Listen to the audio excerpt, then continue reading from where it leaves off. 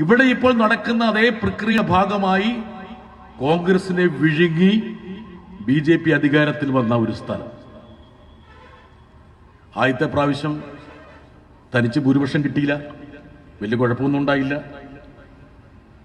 ഇപ്പൊ ഇവിടെ സുരേഷ് ഗോപി കാണിക്കുന്ന പോലെയുള്ള കോപ്രായങ്ങളൊക്കെ അവർ കാണിച്ചു. എവിടുന്ന് ഒരു കടലാസിൽ പൊതിഞ്ഞൊരു കിരീടവുമായിട്ട് ഇവിടെ വന്നു, മാതാവിന്റെ തലയെ കൊണ്ടുവെക്കുന്നു. മാതാവിന്റെ നല്ല ബുദ്ധിയുള്ള ആളായതുകൊണ്ട് തല ഉലുക്കിയിട്ട് സാധനം താഴെ കിട്ടും, അത് വേറെ കാര്യം. അത്ഭുത സിദ്ധിയുള്ള ആളാണ് മാതാവ്. മൂപ്പർക്കത് അറിയില്ലായിരുന്നു. മൂപ്പറ് ജനിച്ച സ്വദേശമായ കൊല്ലത്ത് ലൂർദ് മാത, തിരുവനന്തപുരത്ത് താമസിക്കുന്ന തിരുവനന്തപുരത്ത് അത്ഭുത സിദ്ധികളുള്ള വെട്ടുകാട് പള്ളി, അവിടെയൊന്നും കൊടുക്കാതെ പുള്ളി ഒളിച്ചു കൊണ്ടുവരുവാണ് ഇങ്ങോട്ട്. ഒരു കിരീടം. ഇതുപോലെ പല കിരീടങ്ങളുമായിട്ട് മണിപ്പൂരിലേക്ക് BJP-ക്കാർ പോയി. ഇതേ സാധനത്തിന്റെ വേറൊരു ഭാഷ്യം. അങ്ങനെ കോൺഗ്രസിനെ വിഴുങ്ങി BJP അധികാരത്തിൽ വന്നു. രണ്ടാം പ്രാവശ്യം തനിച്ച് അധികാരം കിട്ടി. തനിച്ചു ഭൂരിപക്ഷം കിട്ടിയപ്പോൾ അവരുടെ തനി നിറം പുറത്തേക്ക് വന്നു. മണിപ്പൂരിൽ കലാപം ആരംഭിച്ചു. നമ്മുടെ തളിക്കുളത്ത്, നമ്മുടെ നാട്ടികയിൽ സഹോദരന്മാരായി കഴിയുന്ന രണ്ട് വിഭാഗങ്ങൾ തമ്മിൽ ആയുധമെടുത്ത് ഏറ്റുമുട്ടിയാൽ എന്തായിരിക്കും അതിന്റെ ബാക്കി പത്രം? നമ്മുടെ ഈ ഭാഗത്ത് നിന്ന് ഒരു മതവിഭാഗത്തെ ആട്ടിപ്പായിച്ചാൽ എന്തായിരിക്കും അതിന്റെ ദുരന്തം? നമ്മുടെ തളിക്കുളത്തെ വീടുകളിൽ റെയ്ഡ് ചെയ്ത് പെൺകുട്ടികളെ അപഹരിച്ച് അവരെ നഗ്നരാക്കി റെയ്ഡ് ചെയ്ത് ബലാത്സംഗം ചെയ്ത് കൊന്നു തള്ളിയാൽ ഈ നാടൊരു ശവപ്പറമ്പാകില്ലേ? അതാണ് മണിപ്പൂരിൽ സംഭവിച്ചത്. 60,000-ഓളം ജനങ്ങൾ ഇപ്പോഴും അഭയാർത്ഥി ക്യാമ്പിൽ കഴിയുന്നു. 10,000-ങ്ങൾ പലായനം ചെയ്തു. ഗർഭിണികളായ സ്ത്രീകൾ തകരഷഡടിച്ച ക്യാമ്പുകളിൽ കുഞ്ഞുങ്ങളെ പ്രസവിക്കുന്നു. പലരും മരിക്കുന്നു. 100 കണക്കിന് കുഞ്ഞുങ്ങൾക്ക് സ്കൂളിൽ പോകാൻ പറ്റില്ല. പതിറ്റാണ്ടുകളായി, തലമുറകളായി ജനിച്ച് വളർന്ന് പഠിച്ച് കളിച്ചു വളർന്ന തങ്ങളുടെ സ്വദേശത്തേക്ക് അവർക്ക് പോകാൻ കഴിയില്ല. മണിപ്പൂരിന്റെ തലസ്ഥാനമായ ഇംഫാൽ നഗരത്തിൽ ഒരൊറ്റ കുക്കിയെ പോലും കാണാൻ കഴിയില്ല.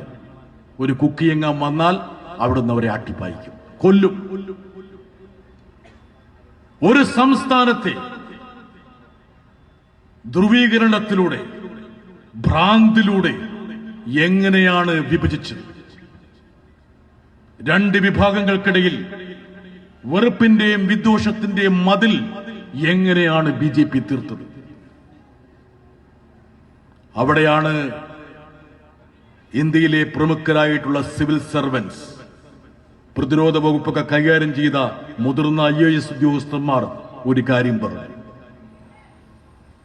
ഇന്ത്യയിൽ എവിടെയെങ്കിലും ഒരു ആഭ്യന്തര കലാപം പൊട്ടിപ്പുറപ്പെട്ടാൽ 48 മണിക്കൂറിനപ്പുറത്തേക്ക് അതിന് ആയുസ്സുണ്ടെങ്കിൽ നിങ്ങൾ എഴുതി വെച്ചോളൂ, അതിന് പിന്നിൽ അധികാരികൾ തന്നെ ആയിരിക്കുമുള്ളത്.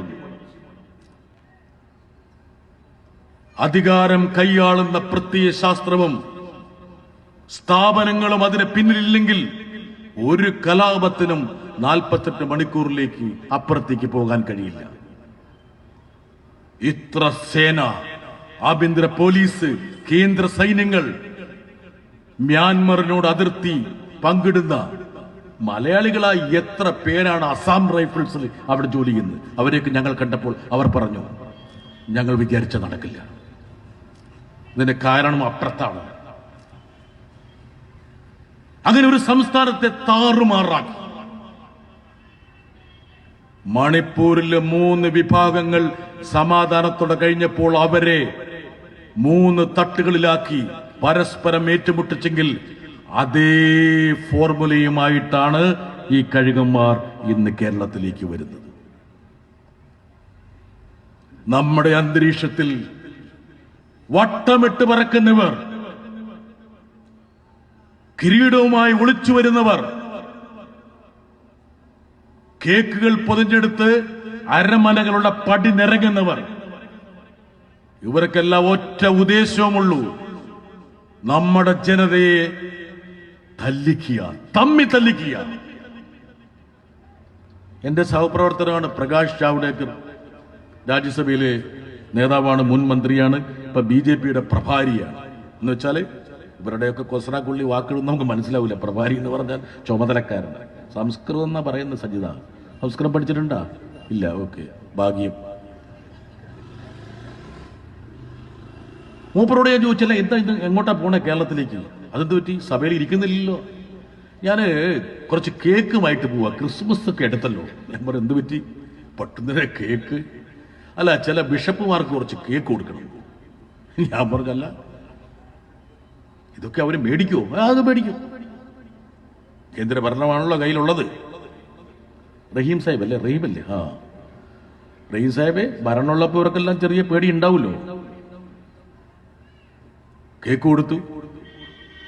കേക്ക് കൊടുക്കുമ്പോൾ ക്രിസ്മസ് ആശംസ മാത്രമല്ല നേരുക, അവരുടെ ചെവിയിൽ മുസ്ലിം ജനവിഭാഗത്തിനെതിരെ വിഷത്തുള്ളികൾ ഇറ്റിറ്റിറ്റ് വീഴ്ത്തിക്കൊണ്ടിരുന്നു. നിങ്ങൾ കരുതിയിരിക്കണം നിങ്ങളുടെ സഹോദരന്മാരെ, മുസ്ലിം സഹോദരന്മാരെ. അവർ നിങ്ങളുടെ പെൺകുട്ടികളെ അപഹരിക്കും, നിങ്ങളുടെ ജീവിതം താറുമാറാക്കും. നൂറ്റാണ്ടുകളായി, 2000-ലേറെ വർഷമായി തോളോട് തോൾ ചേർന്ന് ജീവിക്കുന്ന ഒരു സമൂഹത്തെ തമ്മിത്തല്ലിക്കാൻ കേക്കിന്റെ കൂടെ വിഷത്തുള്ളികളുമായി വരുന്ന ഈ കഴുകന്മാർക്ക് ഒരു പാഠം നൽകണമെങ്കിൽ അതിന് ഏറ്റവും പറ്റിയ ഭൂമിക ഈ തൃശ്ശൂരിന്റെ മണ്ണാണെന്നുള്ളത് കൊണ്ടാണ് ഞാനിവിടെ വന്ന് നിങ്ങളോട് സംസാരിക്കുന്നത്. ആ പരിപ്പ് കേരളത്തിൽ വേവില്ല എന്നുള്ള ഒരു പ്രഖ്യാപനത്തിന്റെ ഏറ്റവും ഉദാത്തമായ മണ്ഡലം തൃശ്ശൂരാണ്. ഈ കൺകെട്ടൊന്നും നമ്മുടെ നാട്ടിൽ നടക്കില്ല. നിങ്ങളെപ്പോലുള്ള കഴുകന്മാരെ തിരിച്ചറിയാനുള്ള ബോധവും വിദ്യാഭ്യാസവും തിരിച്ചറിവും അവബോധവുമുള്ള ജനങ്ങളാണ് ഞങ്ങൾ. ഇത് പറയാനുള്ള ഒരവസരമാണ് 26-ാം തീയതി.